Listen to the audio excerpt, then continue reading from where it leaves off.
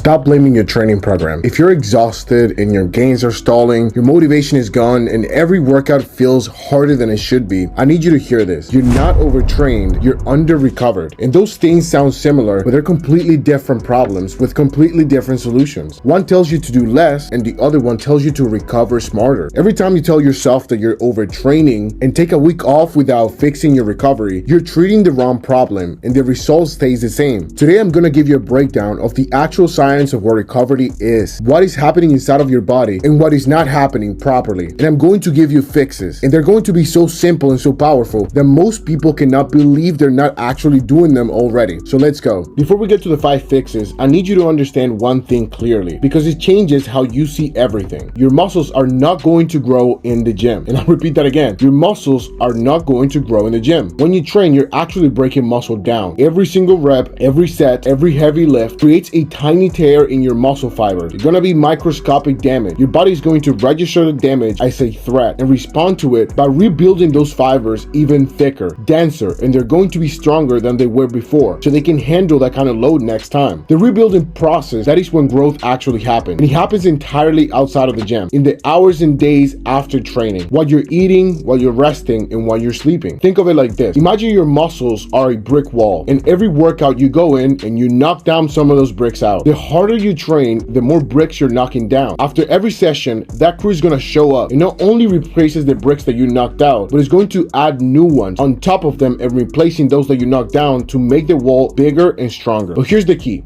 The construction crew needs 3 things to do their job. They need raw materials, that's going to be your nutrition. They need time, that's going to be your rest. And they need the right conditions, that's going to be your sleep environment. If any of these 3 things are missing or compromised, the crew is going to show up, they're going to look at the damage, and they're going to shrug and do the minimum because they do not have the conditions to actually work to make this stronger. The wall is never going to get stronger, and you are never going to get stronger either. You just stay stuck, and that's what's happening to most people. You keep knocking down brick and never give the construction crew what they need to be able to rebuild everything. They call that overtraining, but it's not. What happens is you're under supporting that recovery process. I'm going to tell you something that sounds almost too simple, and I need you to take it seriously anyway. Sleep is the most anabolic, meaning the most muscle building thing that you can do. More than any supplement, more than any training technique, and more than anything you can buy. Here's the science. During deep sleep, specifically during the slow wave stages of your sleep, your pituitary gland, which is the part of your brain that releases hormone, is going to release your daily growth hormone. This hormone is the molecule that signals to your body to repair tissue, to burn fat, and to build muscle. It does not trickle out evenly throughout the day, so it's going to surge during deep sleep in concentrated pulses. Think of it like a water tower. All day, the tower is going to be slowly filling up. Deep sleep is when you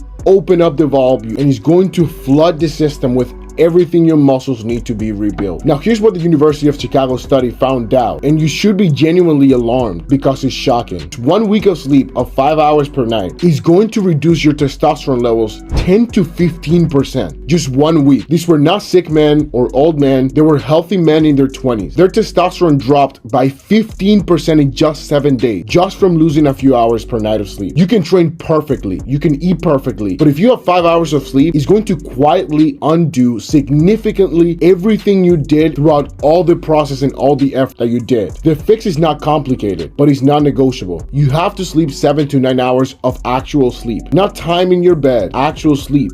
And here's how you protect it. You're going to keep your room between 65 to 68 degrees Fahrenheit. The reason is your core body temperature needs to drop around 2 degrees to initiate that deep sleep. A cold room is going to accelerate that process. You got to think of it as putting your body in a cool, dark cave. That's exactly the environment that we used to evolve in. No screens for 30 minutes before bed. And this is really important. That's on your phone or your TV. Is going to suppress melatonin, which is another hormone that actually sends your body to sleep. And the blue light is going to suppress it by 50%. You're literally telling your brain that it is still daytime while lying in the dark wondering why you cannot fall asleep. Same bedtime every night, including weekends. Your body runs in a circadian rhythm and your brain loves patterns, like I've said before. You have an internal clock hour, which is an internal 24-hour clock that's governed by light, temperature, and timing. Every time you stay up for 2 hours later on Friday or Saturday, you're giving yourself the equivalent of a jet lag on Monday morning. Consistency is the foundation.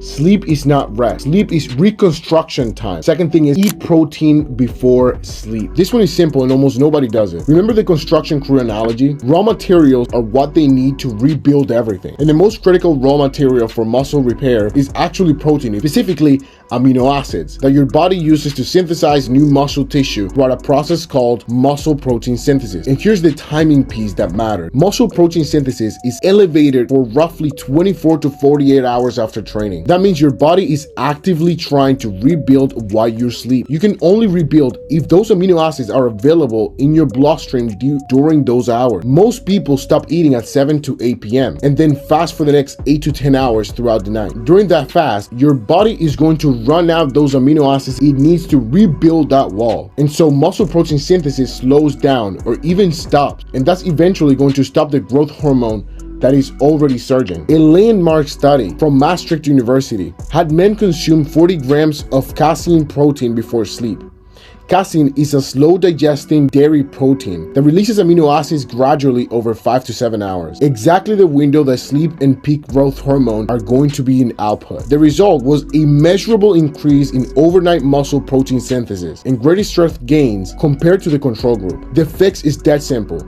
30 to 40 grams of cottage cheese or Greek yogurt, it depends on what kind of protein you prefer, or a glass of whole milk before bed. These are all casein-rich foods. You're giving your construction crew materials to work all night long on that growth hormone while that growth hormone is doing his job. This one change costs almost nothing and is going to work every single night. Number 3, manage your cortisol or it will manage you. Here's something that most people in fitness never explain clearly. Cortisol and testosterone operate like opposite ends of the seesaw. When one goes up, the other one is going to come down. And this is not a theory. This is documented endocrinology. Cortisol is a stress hormone and it is produced by your adrenal gland in response to any perceived threat. Physical stress is training physiological stress from work and relationships, and emotional stress, and even stress as staring at a screen full of bad news every single hour of all of this is going to trigger that cortisol. And cortisol in short bursts is actually going to be useful. It mobilizes energy, sharpens your focus, and helps you perform under pressure. Your body relaxes during training, and that is appropriate and beneficial for it. The problem is chronic cortisol. When cortisol stays elevated for hours and days at a time, it suppresses the hormonal change of command that produces testosterone. And it also directly breaks down the muscle tissue in a process called catabolism. Your body literally starts consuming its own muscle as an energy source when it's perceiving chronic stress. Think of chronic cortisol like a wrecking ball that keeps showing up in your construction site at 2 a.m., knocking down everything the crew is going to be building for the rest of the day. It does not matter how well you train or how well you sleep if cortisol is still running in the background. Here's a practical fix. After training, do 10 minutes of intentional decompression. Not scrolling, not jumping into work emails, quiet breathing, walking outside, prayer if you're a Christian, or meditation if you're not. These activities actively engage your parasympathetic nervous system, biological counterpart for stress response, and it accelerates the cortisol clearance, and that has to happen for recovery to begin. Research on medication and controlled breathing consistently show measurable reductions in cortisol within minutes. Your body has a built-in recovery switch. Most people never use it because they're always running at a full speed. Slow down on purpose because your hormones are going to thank you. Number 4, hydration is just not optional. This one sounds almost too basic, but it's exactly what most people are ignoring. Your muscles are approximately 75% water. Your blood that's going to carry the oxygen and nutrients that are working with your muscles to make them recover and remove metabolic waste from them is about 90% water too. Every enzymatic reaction involved in your muscle repair and energy production is going to require water as a medium to occur. Everything needs water basically. Dehydration at just 2% of your body weight, that is less than 3 pounds for a 150-pound man, has been shown in research to measurably reduce your strength output. It increases perceived effort during exercise. It impairs cognitive function. Your brain is not going to work as well. And it's also going to slow recovery between sessions. Here's the analogy. Imagine trying to wash dishes without water. You have the soap,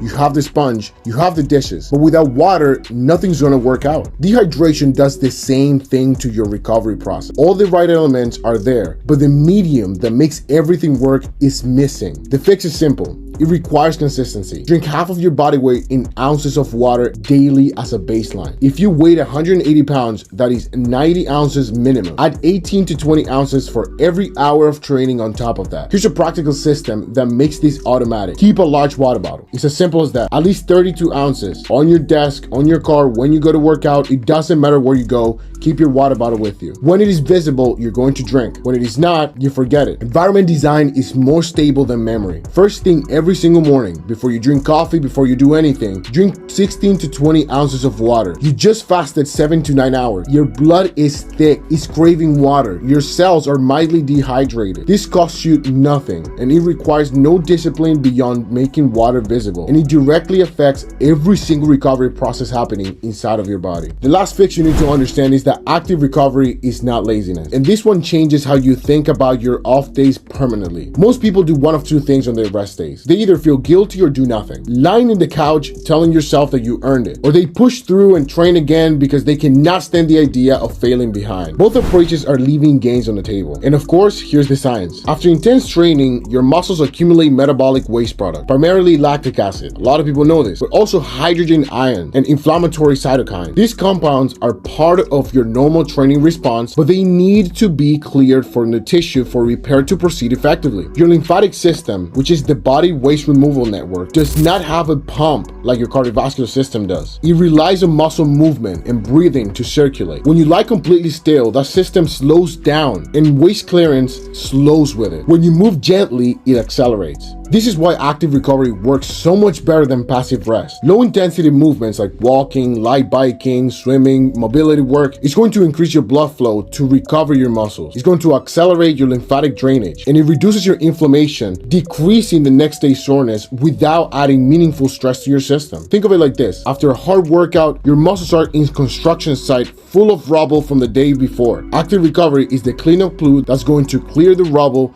so the builders can come in the next day and start the work fresh. Keep the cleanup crew, and the builders are going to have to clean out everything out and then move the trash. A 20 to 30 minute walk the day after a hard training session and 10 minutes of light mobility work in the morning or a gentle bike ride are going to be an easy fix for you. These are not wasted days. These are accelerated recovery days. They're part of the process. Do not break from them. The strongest, most physically developed men in the world do not take random rest days. They take intentional recovery days. The difference is not semantic. It is a strategy. All right, let me bring all 5 of these together so you have a clear picture of what it looks like in a daily practice. Every night you protect 7 to 9 hours of sleep in a cold, dark room and no scenes before bed and consistent bedtime. 30 minutes before you sleep, you eat 30 to 40 grams of casein protein, meaning cottage cheese, Greek yogurt, or whole milk if you can, and you give your construction crew the materials before night shift starts. Every day you drink half of your body weight in ounces of water, starting first thing in the morning. You keep water visible everywhere you spend time. After every training session, you spend 10 minutes of intentional decompression, breathing, prayer, walking, stillness, meditation to bring your cortisol down and flip the switch from stress response to recovery response.